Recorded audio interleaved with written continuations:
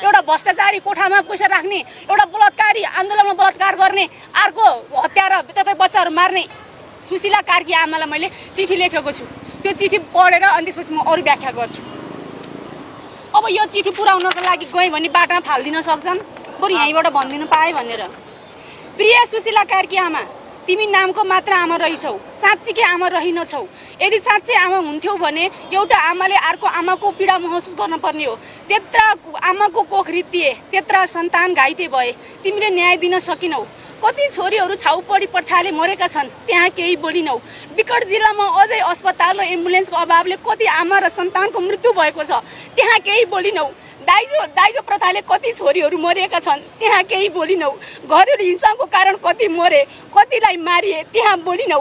राउटे समुदायमा 14-15 वर्षको बच्चालाई 40 वर्षको बुढाले खुलेआम बलात्कार गरिरहेको छ, त्यहाँ केही बोलिनौ। तेस्रो लिङ्गी तिनीहरू पनि महिला हुन्, आफ्नो समानताको लागि अझै लडिरहेका छन्, त्यहाँ केही बोलिनौ। परिवर्तनको लागि लड्दा र परिवर्तनपछि धेरै महिलाहरू बलात्कृत भए, चेलीहरू बेचिए, त्यहाँ केही बोलिनौ। धर्मको लागि केही गरिनौ ठिक छ, तर जसको कारणले हाम्रो सन्तान मरे, जसको कारणले हाम्रो अस्मिता लुटियो, जसको कारणले हाम्रो अधिकार खोसियो, जसको कारणले हाम्रो सिन्दुर पुसियो, जसको कारणले गर्दा हाम्रो कोख रित्तियो, तिनीहरूलाई नै त्यही संविधानमा टेकाएर फेरि तिमी सरकारमा लिएर आउनु भनेको मर्ने बेला पाप गर्नु हो। मर्ने बेला पाप नगर, मर्ने बेला पाप नगर, तिमीलाई यो पाप नगर, तिमीले राजीनामा देऊ।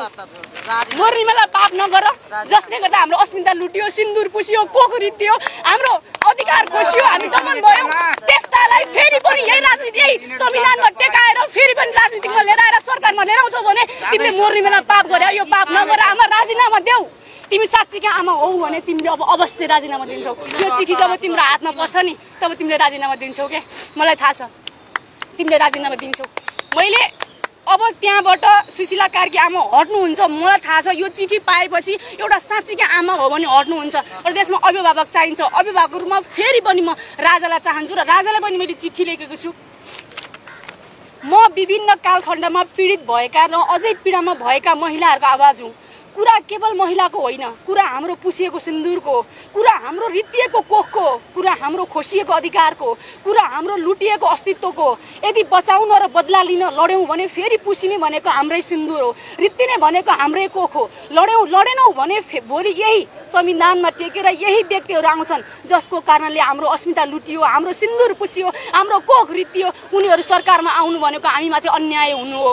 हामीलाई न्याय दिनुहोस्। मक्सिर महिनामै केही घटना घट्नुभन्दा पूर्व जनतालाई आह्वान गरिदिनुहोस्, म राज्य सम्मान तयार छु भनेर। मैले न्याय राजासँग होइन, रामसँग मागेको हुँ। यदि राम राज्यमा एउटी नारीले न्याय पाइन भने हजुरकै दैलामा गएर आत्महत्या गर्नु बाहेक मसँग कुनै विकल्प छैन। म राजालाई यही भन्न चाहन्छु, जसले गर्दा सिन्दुर पुसियो, कोख रित्तियो होइन, हामी बलात्कृत भयो, हामीमाथि अन्याय अत्याचार भयो, यही नारी होइन। यो नारीले एउटा अभिभावकको रूपमा यी पुराना दलहरू चाहँदैन।